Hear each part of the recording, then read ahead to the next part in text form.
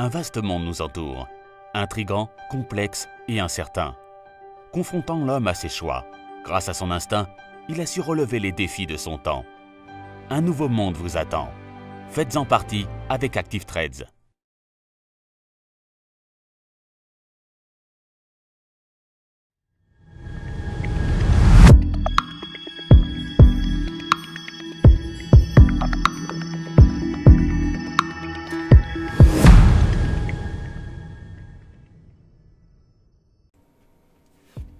Bonjour à tous et bienvenue sur boursicoté.com pour cette nouvelle analyse technique Forex et matières premières. Alors nous avions une configuration relativement simple ici, puisque nous avions donc une dynamique baissière avec un rebond technique qui était inférieur à un rebond donc à 38,2% de Fibonacci. On avait tracé donc le retracement de Fibonacci sur la phase ici de rebond et puis on avait quantifié un objectif ici sur une extension de Fibonacci. Alors lorsque l'on se rapproche, on peut constater ici que cette extension a été touchée quasiment au point près, puisqu'on est ici sur un point bas qui se situe à 1.1716 et nous avions quantifié ici cette extension de Fibonacci à 1.1715, donc à un pip près quasiment, puisque le contact ne s'est pas fait, on est venu toucher ici cette zone et les cours actuellement remontent vers le retracement ici à 100%, c'est-à-dire qu'on avait ici une zone de retracement à 100%, donc on est venu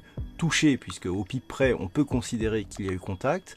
On est remonté ici et on voit que c'est cette zone de 100% qui agit comme zone de résistance. Et toutes ces indications nous montrent que nous sommes sur quelque chose de très technique. Quand les retracements de Fibonacci et les extensions ici sont quasiment touchés au point près, on voit ici que les contacts se font ici sur l'extension, puis retour ici sur le 100% et repartent, on peut dire qu'on est sur un mouvement très technique. Et donc, ce mouvement très technique nous indique que nous sommes toujours sur une poursuite de mouvement baissier. Même si la dynamique tente à faiblir, on a eu ici une phase de rebond, on a une cassure, donc un nouveau point bas significatif, et pour l'instant, tout simplement, l'ancien point bas ici se transforme en point haut sur la phase de rebond actuelle. Donc on est toujours sur la poursuite de cette dynamique. Toutefois, il faut que cette zone ici des 1,1822 continue à rester résistance donc par rapport à cette phase très court terme et qu'il y ait de nouveaux points bas significatifs donc sous les 1.1716 pour valider la continuité de ce mouvement.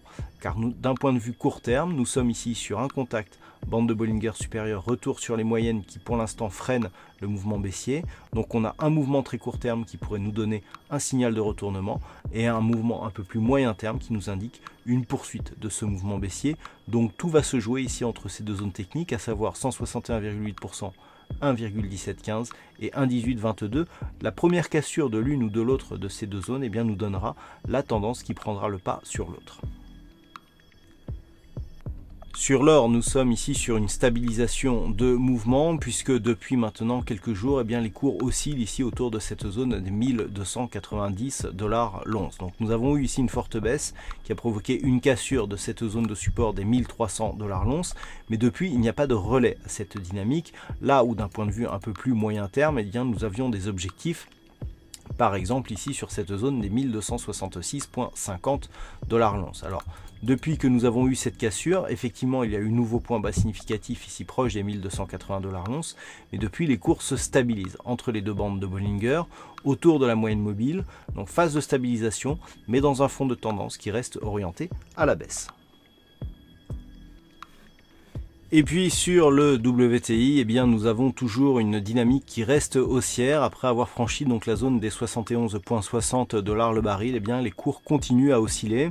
Donc d'un point de vue court terme, nous avons une poursuite du mouvement qui se fait bien ici au-dessus de la moyenne mobile 20 exponentielle. Et d'un point de vue moyen terme, nous sommes toujours ici dans la poursuite de ce mouvement où la cassure ici des 66 $ l'once a été suivie de la cassure des 69,50 et d'un point de vue moyen terme, on se dirige désormais vers une zone horizontale qui se situe proche ici des 80 dollars le baril. Donc pour l'instant, on en est relativement loin.